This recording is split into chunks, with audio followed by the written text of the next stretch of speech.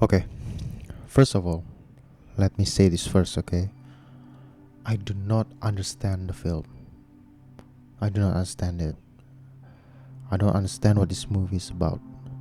But the experience of me watching this movie is something else. And before I even talk about this movie, I'm I really recommend you guys to watch this movie. And some of you are probably going to call me a poser or a pretentious person for liking this movie without understanding what this movie is about, but you'll understand that after watching this video or after you watch the movie. And I really want you guys to stay tuned for the ending because I have some questions for you, and maybe you can help me with that questions. And I just want to say this, that I am very grateful to have watched this movie. I really wish I can watch this movie for the first time again. And there are certain movies where after you watch it, you really just go silent and you want to hear what other people are thinking about the movie. But I mean, that's the case with this movie as well. But I forced myself to make this movie about my own, because this movie feels like a blank canvas. It is basically just a compilation of beautifully shot footage with a haunting soundtrack, with beautiful poets combined into a film. It has no structure. It, that's why I say it is a blank canvas, and I really recommend you guys to approach this movie with that kind of mindset as well. That this movie is a blank canvas, and you can make it about yourself.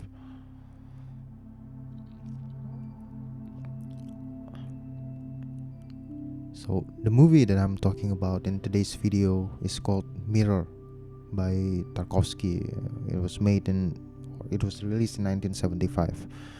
And I'm going to read you the synopsis of this movie so you understand the general idea of what this movie is about. So Alexei is a man in his 40s, lies on his deathbed and reminisces about his life, his family, which was torn apart by political and social upheaval. Based on that, this movie is basically kind of like a dream or a flashback before you die. I, from time to time, like to imagine what it feels like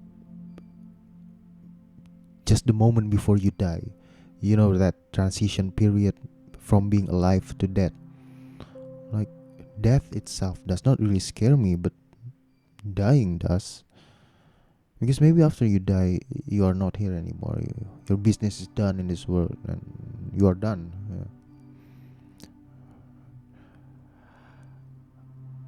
And I also have heard a theory that says in that transition period, you get a glimpse of your past, and that's what this movie is kind of about.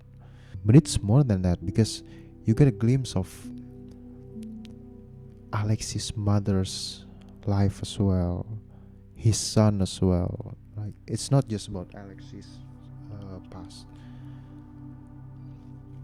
I mean, it depends on the person, but for me personally, more often than not, my dreams are surreal, and just like this movie, it is very surreal. There are scenes that just do not make any sense. Like this one scene, for example. This is the time when I realized that this movie does not have any structure. So it cuts to his mother washing her head. And the way this scene gets portrayed is very haunting, with water running down her head. She does not lift her head up immediately, but she keeps her head down for a while, which gives me a feeling of suspense. It is very tense. And this whole scene is very haunting and very dreamlike. And after she lifted her head slowly, she lifted her arms as well, very slowly. Again, that slow movement is very tense and haunting. She walks to another room as her apartment crumbles down, again very slowly, and water just runs down her whole apartment, from the ceiling, from the wall. So water must be a statement in this movie, right? And then she walks towards a glass. In the reflection, all you see is her old self, whilst you see water pouring down from her apartment, and all you hear is just water, and you can see a fire in the reflection. Again, like, why water and fire? I feel like water and fire is a symbolism in this movie, because there are multiple scenes that have water and fire in the same, like, in the same event. And then these scenes where Alexis' ex-wife leaves Ignat, their son. Suddenly an old woman appears in one of the rooms. This is a different woman than the one that was previously shown. This is not Alexis' mother, this is another woman. And she asks Ignat to read a letter from Pushkin. And the letter was, I'm not very well versed in this area, but from my little understanding, it is about Russia's identity and existence.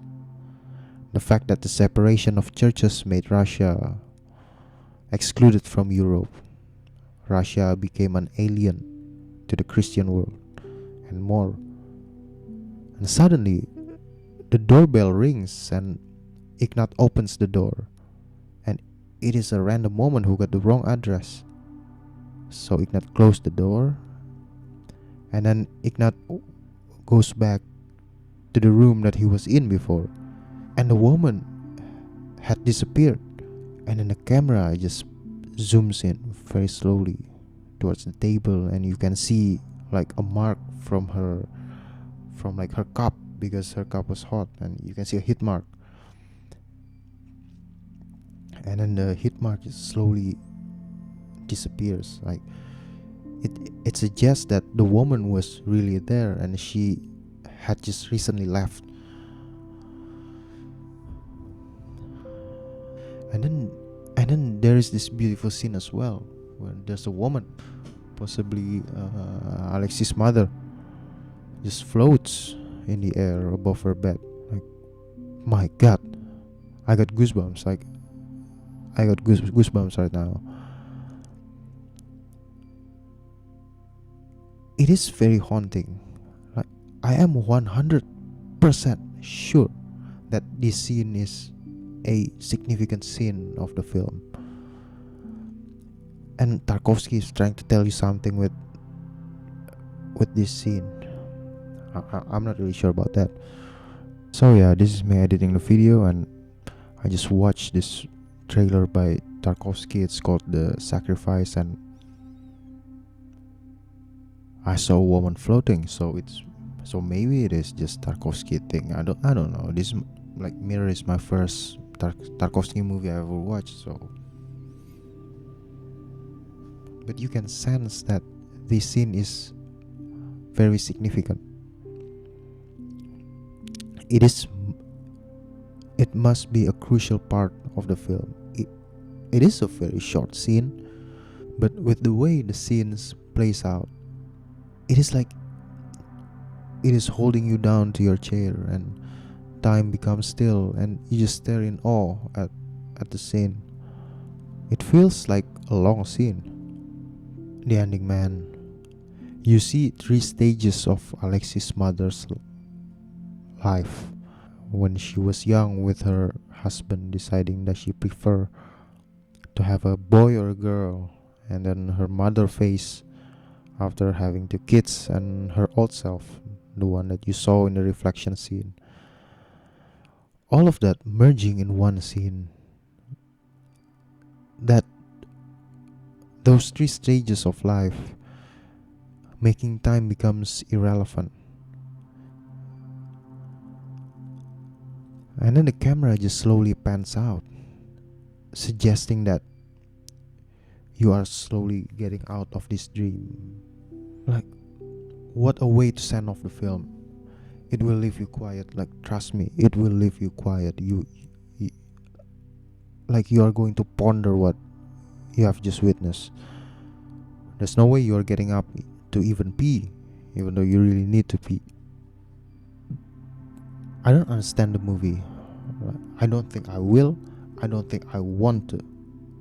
I am just grateful that I have watched this movie.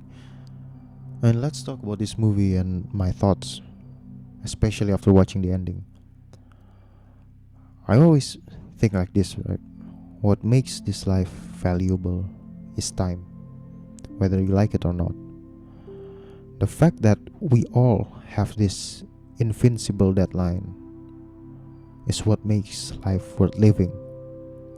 I know I'm entering a very dangerous territory here. Some of you philosophers or religious person will slap my head if I say something wrong. But I heard this right. You are only mortal in this stage of life. In this context, it's our life on earth. You are only mortal here. But after you die, you become immortal. Your life becomes eternal.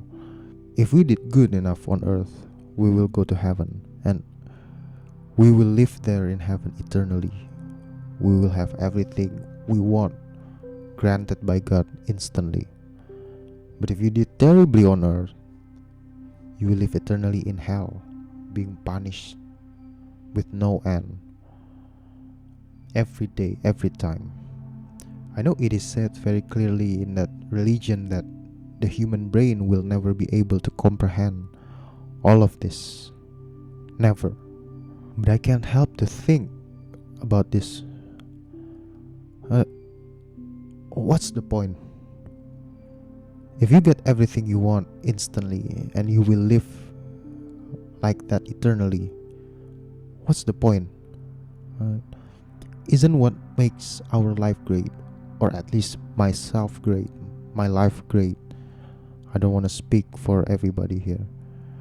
Is the fact that I have a purpose in life, and for me to go towards that purpose, it's not going to be a smooth ride.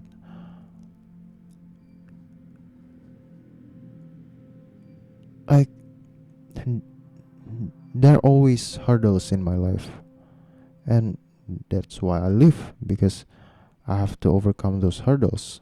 Imagine if I don't have all of that and my life is all sunshine and rainbows. I have everything I want. Like, I can get everything I want without having to sacrifice something. Uh, Will I still think that my life is valuable? And it's the same with hell, man. Like, after a while, what's the point? I mean, let's get back to the movie. This movie made me question so many things, especially about our time in this world and what makes our life valuable. And when I say valuable, I don't mean like when I earn $1 million or when I want something in my life. No, it's not that, but it is those simple things in life, like getting an ice cream in hot weather.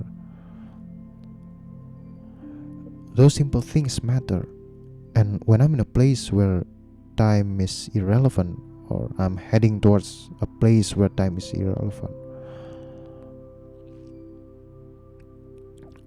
and I get this kind of dreams, will I cherish it, or will I have a disdain towards it?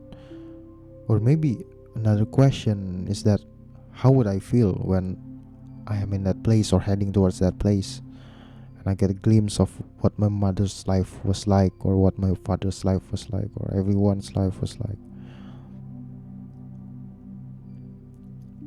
Yeah, I mean, thanks for tuning in. This is the video. Like, it doesn't have any structure, it does not have any point. It's just me yapping about the movie. Great.